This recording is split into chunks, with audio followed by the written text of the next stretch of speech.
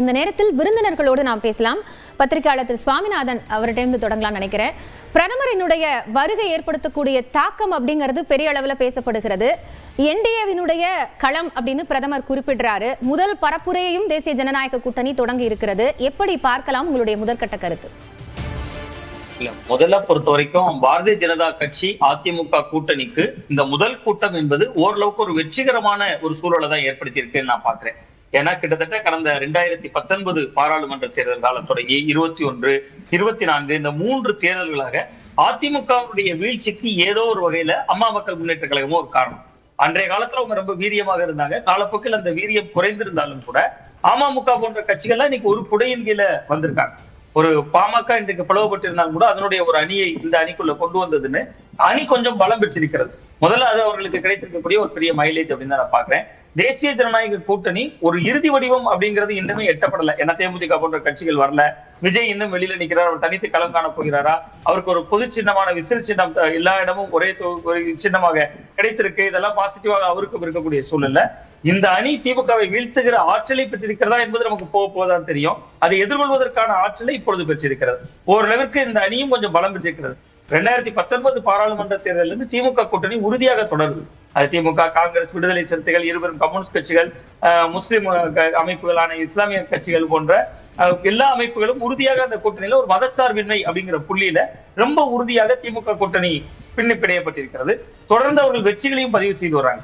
இந்த நேரத்துலதான் இந்த கூட்டணியை முதல்ல வெற்றிகரமா ஓரளவுக்கு ஒரு எதிர்கொள்கிற ஆற்றல் கொண்ட கட்சிகளாக கட்டியமைத்திருக்காங்க. அந்த வகையில இது முதல்ல முக்கியத்துவம் வாய்ந்த ஒரு கூட்டம் அப்படின்னு தான் பாக்குறேன். பட் இந்த கூட்டத்துக்குள்ளேயும் நிறைய சர்க்கிள்கள் இருக்கு. இன்னைக்கு டிடிவி தினகரன் அவர்கள் அதிமுகவோடு கைகோர்த்திருக்கிறார். கடந்த முறை கோவில்பட்டி சட்டமன்ற தொகுதியில டிடிவி தினகரன் அவர்களை கோவில்பட்டியில நில்லுங்கன்னு சொன்னதே கடம்பூர் ஜமீன் சொல்லக்கூடிய மாணிக்கராஜா கட்சியினுடைய துணை பொதுச் செயலாளர். அவர் இன்னைக்கு கிட்டத்தட்ட ஒரு 3 மாவட்ட செயலாளர்களோடு போய் இணைந்திருக்கிறார் திராவிட முன்னேற்ற கழகத்துல. இன்னொரு பக்கம் ராமதாஸ் அவர்கள் இப்பொழுது போர்க்கொடி பிடித்திருக்கிறார். நீங்க என்னோட கட்சியை என்னோட சின்னத்தை எல்லாம் அங்க பயன்படுத்திருக்கீங்க, அது எப்படி சரியா இருக்குங்கிற இப்படி நிறைய முரண்கள், நிறைய முடிச்சுகள் அதுல இருந்தாலும் கூட ஓரளவுக்கு இது மிகுந்த முக்கியத்துவம் வாய்ந்த கூட்டமாக தான் பாக்குறேன். இன்னொன்று, பிரதமர் மோடி அவர்கள் தலைமையில நீங்க தேசிய ஜனநாயக கூட்டணியினுடைய அந்த முதல் கூட்டம் அப்படின்னு நம்ம சொல்லப்படும் போது அது உள்ளபடியே அந்த கட்சியினர் மத்தியில் ஒரு பெரிய எழுச்சியை ஏற்படுத்தி இருக்கு. நிச்சயமா அதிமுக பாஜக கூட்டணிக்குள்ள பாமக உள்ள இருக்காங்க. இன்னைக்கு அன்புமணி அவர்களுடைய பிரிவு மற்றும் சில அமைப்புகள் எல்லாம் அப்படி சேர்ந்து ஒரு தமிழ் மாநில காங்கிரஸ் போன்ற கட்சிகள் எல்லாம் இருக்கிற பொழுது, அமமுக போன்ற கட்சிகள் இருக்கிற பொழுது தொண்டர்கள் மத்தியில இது நாள் வரைக்கும் அதிமுக பாஜக கூட்டணி பெருசா வேற எந்த கட்சிகளும் வரலன்னு ஒரு எதிர்மறை பார்வை அதிகமான அளவுக்கு இருந்தது. இன்னொன்று, பிரதமர் மோடி அவர்கள் இங்க வருகிற பொழுது கூட ஒரு ட்வீட் போடுறாரு. அந்த ட்வீட்ல ஊழல் நிறைந்த திமுக அரசு அவங்க பிரதான மையமா ஒரு ஊழலை நாங்க முற்றுப்புள்ளி வைக்க போறோம் என்பது போன்ற விஷயங்கள் இருக்கிறதா இருக்கலாம். இது எல்லாத்தையும் நம்ம ஒன்றோடு ஒன்று பொருத்தி பார்க்கலாம். கடந்த சில வாரங்களுக்கு முன்பு ஆளுநர்கிட்ட போய் எடப்பாடி பழனிசாமி அவர்கள் ஊழல் நடந்திருப்பாங்க. எதிர்கட்சிகள் அப்படிதான் சொல்ல முடியும். எதிர்கட்சிகள் ஒரு பொற்கால ஆட்சின்னு எந்த காலத்திலும் சொல்ல மாட்டாங்க.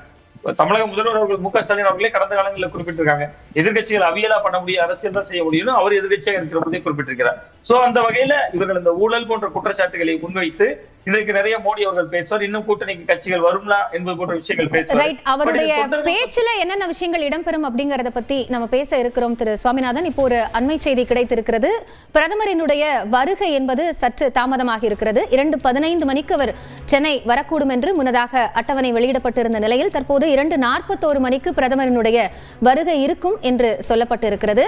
உங்களோட முதற்கட்ட கருத்தா நான் அதை எடுத்துக்கிற சுவாமிநாதன். திரு பாக்கிட்ட பேசிட்டு வர கூட்டணி கட்சி தலைவர்கள் எல்லாரும் ஒரே மேடையில இந்த முறை பிரதமரினுடைய இந்த மேடையில இருக்கிறாங்க. வருகைக்கு முன்பே உறுதி செய்யப்பட்ட கூட்டணியாக இது பார்க்கப்படுறதுனால இது கூட்டணியினுடைய பலமா இருக்குமா? இந்த மேடை சொல்வது என்ன? அதாவது இன்றைய தினம் 23ஆம் தேதி பிரதமர் வருகையொட்டி தேசிய ஜனநாயக கூட்டணியை விரிவுபடுத்தி வலிமையான கூட்டணியாக காட்ட வேண்டும் என்பது அவங்களுக்கு அதிமுக, தமிழக பாஜக போன்ற 2 பெரிய கட்சிகளுக்கு ஒரு நிர்பந்தமாக இருந்தது.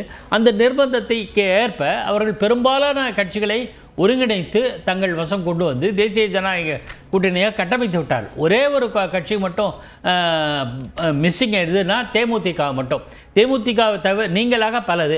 அதே சமயத்தில் தேமுதிக எப்போது வேண்டுமானாலும் வருவதற்கான வாய்ப்பு இருக்குது. எப்போது வந்தாலும் இந்த கூட்டணி விரிவடையலாம். அல்லது தேமுதிக வேற ஒரு நிலைப்பாட்டை எடுக்கலாம். அது அவங்களுடைய விருப்பம். அதை பற்றி நம்ம சொல்ல முடியாது. ஹவவர் இப்போ ஒரு ஸ்ட்ராங் அலையன்ஸ் நாங்கள் காமிச்சது இந்திய கூட்டணி அல்லது திமுக தலைமையிலான கூட்டணிக்கு ஒரு அறிகுறியாக தான். நீங்கள் திமுக தலைமையிலான கூட்டணியை கட்டமைப்பதற்கு முன்பே நாங்கள் கட்டமைத்து காட்டிவிட்டோம் என்று தமிழக பாஜகவும் அதிமுகவும், குறிப்பாக அதிமுக, ஏன்னா ஆரம்பத்திலேருந்து சென்ற ஏப்ரல் மாதத்திலேருந்து மீண்டும் இந்த தேசிய ஜனநாயக கூட்டணி ரிவைவ் பண்ணதுலேருந்து அவர் என்ன சொல்கிறார், எடப்பாடி அதாவது அதிமுக தலைமையிலான தேசிய ஜனநாயக கூட்டணி, நேற்றைய தினம் கூட பியூஷ் கோயல் அதை சொல்லியிருக்கார். ஆகையினால அதிமுகவினுடைய பிரஸ்டீஜை காப்பாற்றுவதற்காக எடப்பாடிக்கு எடுத்துக்கொண்ட முயற்சி பெருமளவுக்கு வெற்றி பெற்று விட்டது. அதில் மாற்று கருத்தில் ஒரே ஒரு கட்சி தேமுதிக, அது வந்தாலும் வராட்டில், ஏன்னா அவங்களோட கணிசமான வாக்குகள் குறைஞ்சிருக்கிறதுனால அவங்க எந்த அளவுக்கு தாக்கத்தை ஏற்படுத்துவார்கள்னு தெரியாது. ரைட், அது என்ன சிக்கல் அப்படிங்கிறதையும் நம்ம விரிவா பேசலாம். எதிர்பார்க்கப்பட்ட நேரத்திலிருந்து அரை மணி நேரம் தாமதமாக பிரதமரினுடைய வருகை இருக்கும் அப்படின்னு சொல்லப்பட்டிருக்கு. இது தொடர்பான தகவல்களை செய்தியாளர் கோகுலிடம் கேட்கலாம். கோகுல், இந்த தாமதத்திற்கு என்ன காரணம்? தேசிய ஜனநாயக கூட்டணி தலைவர்கள் கலந்து கொள்ளக்கூடிய பிரச்சார கூட்டத்தில் கலந்து கொள்ள பிரதமர் நரேந்திர மோடி 2:15 மணிக்கு வருவதாக ஏற்கனவே திட்டமிட்டிருந்தது. திருவனந்தபுரத்திலிருந்து தனி விமானத்தில் பிரதமர் நரேந்திர மோடி சென்னை வர இருக்கார். தற்பொழுது ஏறக்குறைய அரை மணி நேரம் இந்த விமானம் தாமதமாக வரும் என்று தற்போதைய தகவலாக இருக்கிறது. திருவனந்தபுரத்தில் நடைபெற்ற நிகழ்ச்சியில் கலந்து கொண்ட பிரதமர் நரேந்திர மோடி அங்கிருந்து நிகழ்ச்சியை முடித்த பின்னர் தாமதமாக கிளம்பியதாகவும், அதனால்தான் இந்த தாமதத்துக்கு காரணம் என்ற தகவலும் சொல்லப்படுகிறது. 2:41 மணிக்கு பிரதமர் நரேந்திர மோடி சென்னை விமான நிலையத்துக்கு வர இருப்பதாகவும், அவரை வரவேற்க ஆளுநர், தமிழக அமைச்சர் தாமு அன்பரசன், தலைமைச் செயலாளர் முருகானந்தம், அதே போல பொறுப்பு டிஜிபி, பாஜக மற்றும் கூட்டணி கட்சியுடைய நிர்வாகிகள் எல்லாம் விமான நிலையத்தில் காத்திருக்கிறார்கள். இங்கிருந்து ஹெலிகாப்டர் மூலம் மதுராந்தகத்திற்கு பிரதமர் நரேந்திர மோடி செல்ல இருக்கார். உச்சகட்ட பாதுகாப்பு சென்னை விமான நிலையத்தில் செய்யப்பட்டிருக்கிறது.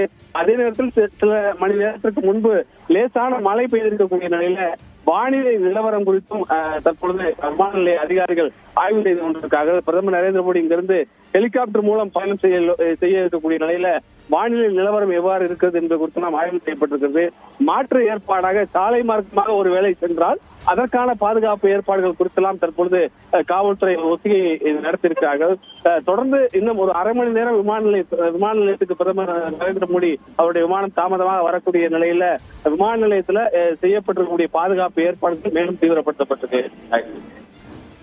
நன்றி கோகுல், கூடுதல் தகவல்களுக்காக மீண்டும் இணையலாம். தொடர்ந்து தற்போது டிடிவி தினகரன் பொதுக்கூட்ட மேடைக்கு வந்து கொண்டிருக்கிறார். அவர் பயணிக்கக்கூடிய அந்த வாகனத்தினுடைய காட்சிகளை நேரலையில் பார்க்கிறோம். நியூஸ் 18 தமிழ்நாடு தொலைக்காட்சியில் பிரதமரினுடைய இந்த தமிழக வருகை மற்றும் தேர்தல் பரப்புரை தொடர்பான தகவல்களை நொடிக்கு நொடி காட்சிகளோடு பார்த்துக் கொண்டிருக்கிறோம்.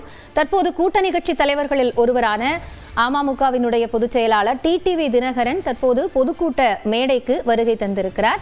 முன்னதாக அங்கு எடப்பாடி பழனிசாமி, நயினார் நாகேந்திரன் உள்ளிட்டோர் இருக்கக்கூடிய நிலையில் டிடிவி தினகரனை தொடர்ந்து வேறு கூட்டணி கட்சி தலைவர்களும் விரைவில் பொதுக்கூட்ட மேடைக்கு வந்து சேர்வார்கள் என்று எதிர்பார்க்கப்படுகிறது. அதேபோன்று தொண்டர்களினுடைய எண்ணிக்கையும் ஒருபுறம் அதிகரித்துக் கொண்டே இருப்பதை காட்சிகள் மூலமாக பார்த்துக் கொண்டிருக்கிறோம். தொடர்ந்து செய்தியாளர்